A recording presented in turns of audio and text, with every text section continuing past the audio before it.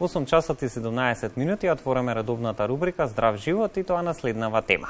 Поради мноштвото нутриенти и хранливи материи кои се клучни за здравјето на нашето тело, лебот е еден од основните прехранбени производи во исхраната уште од најстарите времиња.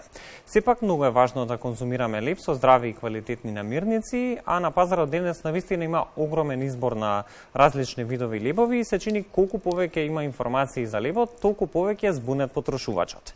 Како да одбереме квалитетен леб? На што треба да внимаваме кога купуваме леб и кои се придобивките од јадењето на нутритивно богат леб? Ова се прашања кои што утринава ги поставуваме на нашата следна гостинка, Татјана Павлова, нутриционист. Добро утро и добро ни дојдовте во утринската програма. Добро утро, добро ве најдов. Лебот и печивата се сметаат за една од водечките причини за зголемување на нашата тежина, односно дебелење. Токму и така ќе го започнеме разговорот. Има ли воопшто здрав леб и печива? Има. Се разбира дека има. За секоја храна која што е под наводници велиме нездрава, има соодветна замена, значи опција здрава храна. Какво значење има лебот во човековата исхрана и зошто е неопходен? Па во најавата малку почнавте дека лебот е едноставно историски врзан со човештвото. Јас само накратко ќе спомнам дека првите почетоци на лебот, кога нашите предци осознале дека комбинацијата на вода и брашно знае да создаде некој убав производ кој што под дејство на оние микроорганизми кои што подоцна се откриени, тоа уште од времето на палеолитот, па така можеме да процениме колкава е историјата на лебот. После тоа лебот нели со традиција бил пренесуван од колено на колено во племенските заедници. После тоа лебот се поврзувал и со класната разлика. Например, сиромавите печеле леб од јачмен, богатите од пченица и така натаму. Па постепено до денеска да се развие во една голема пекарско-мелничка индустрија, која што ни нуди најразлични видови на леб. Што се содржи лебот како хранливи материи? Какви се лебови денес може да се најдат во маркетите на пазарот? Значи, лебот, ајде една општа дефиниција да кажеме, да тој представува прехранбен производ со одредени сензорни и мирисни карактеристики, кои што на нашиот организам треба да му обезбедат енергетски и хранливи потреби. За да добиеме еден нутритивно квалитетен леб, нас ни е потребна соодветна суровина. Значи, лебот е составен од некои основни суровини, како што се брашното, водата, солта и квасот. Значи, тоа се едни основни суровини за да добиеме леб. Меѓутоа, како до квалитетна суровина? Значи, лебот е производ кој што се добива не најчесто, него се добива од житарките. Нас најпозната житарка за добивање на леб ни е пченицата. Па од тука, значи, квалитетот на лебот зависи од суровината, односно од квалитетот на зрното. На пазарот постојат најразлични лебови. Значи, на вистина, денеска имаме огромен избор, кој ќе застанеме во маркетите, буквално не знаеме што да одбереме. Тоа најпрвин да одбереме. Така, ако ме прашате најквалитетен леб кој е? Најквалитетен леб е оној кој што ќе си го направиме дома, бидејќи можеме да ги контролираме со стојките, знаеме што ставаме, така. Така, за тоа нешто подолу во текот на разговорот. Верувам ќе се согласите со мене онаа констатација која што кажав на почетокот на разговорот, дека колку повеќе информации имаме за лебот, толку повеќе некако потрошувачите се збунети. Што е најважно за добивање на квалитетен леб кој што ќе ги задоволи најнеопходните хранливи потреби на секој човек? Ајде да тргнеме од всушност од житарките. Што содржи една житарка? Значи, како суровини, само накратко би ги набројала за добивање на лебот се пченицата, значи за добивање на брашно ќе тргнеме, значи прво од основната намирница да добиеме квалитетно брашно. Значи, пченицата, јачмен, ршт, спелта, тритикале, денеска и на вистина во продавниците и сите овие брашна ни се нудат.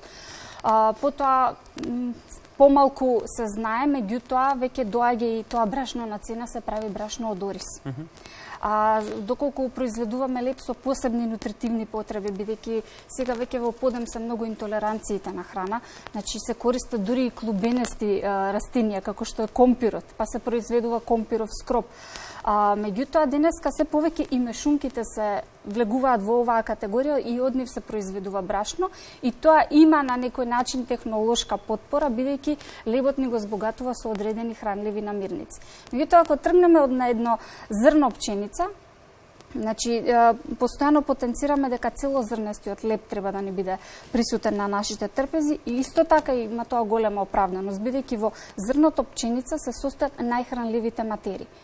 Меѓутоа, за да добиеме оној убав леп, значи убаво бел, нараснат со убав мирис и вкус, ние што правиме? Зрното пченица го тргаме ртулецот, каде што се содржат сите витамини, како што се витамините од групата А, од групата Б, магнезиум, железо. После тоа ја тргаме обвивката, кај нашиот народ е позната како трици. Значи, тука ги тргаме диеталните влакна. И што ни останува скробот? Па сега кажете ми дали од скробот ние можеме да добиеме нутритивно богат леп? Не. Така да, секогаш мора да го форсираме целозрнестиот леп, бидејќи најхранливите материи се содржат во целото зрно. Токму во целото зрно.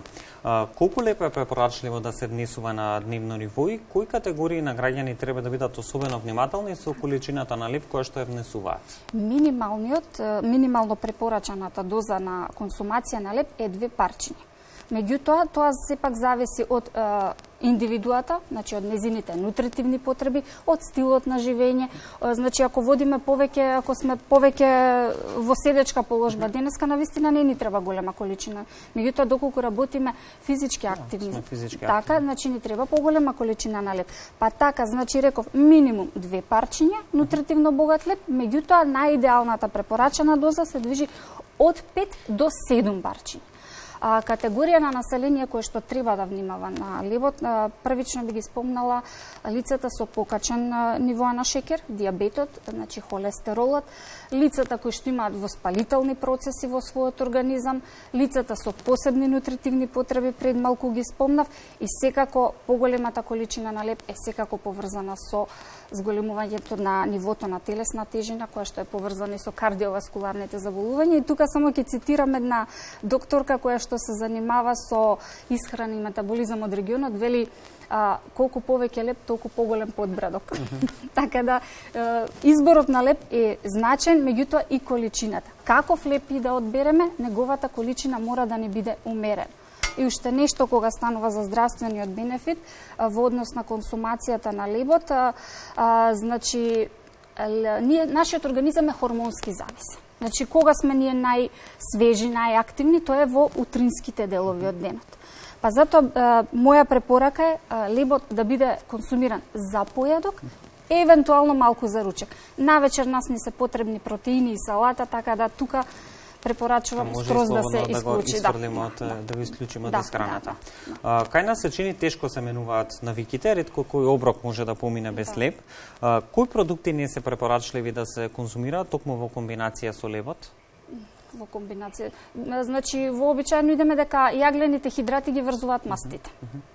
Значи, ако јадеме сега ручекот ќе го спомнам, каде што имаме парче месо, каде што имаме ориз или компир, кои што исто така ги сметаме за житарки кои што содржат јаглени хидрати, и ако додадеме леп, тука неизбежно ние да ја покачиме телесната тежина, да го зголемиме нивото на шеќер во крвта и така натаму.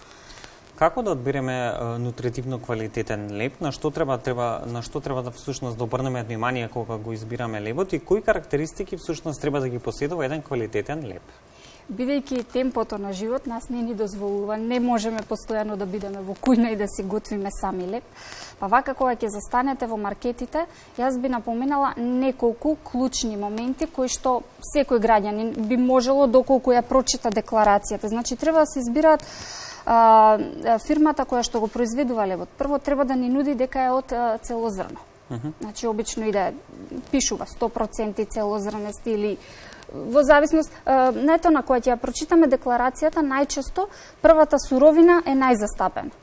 Тоа за сите продукти го вел. Истото и со лебот. Значи да е од 100% целозрнеста житарка, да содржи по парче, зборувам на едно парче, да содржи 3 до 5 грама диетални влакна, околу 6 грама протеини, да нема додадено засладувачи и што помалку адитиви. Сега кога сме кај засладувачите, за жал веќе ние познавачите на храна не можеме да ги познаеме под кој назив се. Не се секогаш сахароза, некогаш се малтодекстрин, некогаш се декстроза, што на обичниот човек навистина не му е познато. И од такви безбедности причини секогаш велиме да се стремиме лебот сами да си го готвиме, колку е тоа возможно. Што е со онаа вечна дилема, бел наспроти интегрален леб, којот овие вие го препорачувате и зошто? И прашањето кое што многу често се поставува е колку црниот леб кој што се наоѓа во продажба е навистина црн. Како да го препознаеме вистинскиот црн леб? Вака, значи, прво да ви одговорам на првото прашање, мислам дека Преска накратко објасни. Начнавме ништо, да. Што значи интегрален леб? Интегрален леб значи кога целото зрно е смелено во брашно. Значи ништо не му е одвоено, нити му е одвоена обивка, нити му е одвоен ртуваc. Сите хранливи материи ги задржува.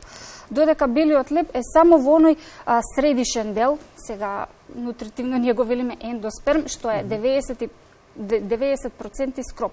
Сега тука би споредила, значи, ако во една житарка, која што, овесот ќе го земам, бидејќи има многу добар протеински состав, доколку на 100 грама содржи околу 14 милиграми проценти, значи, само во ендоспермот, во средината се содржи само 5 грама. Значи, видите која е разликата и затоа велиме секогаш интегралните лебови да бидат застапени.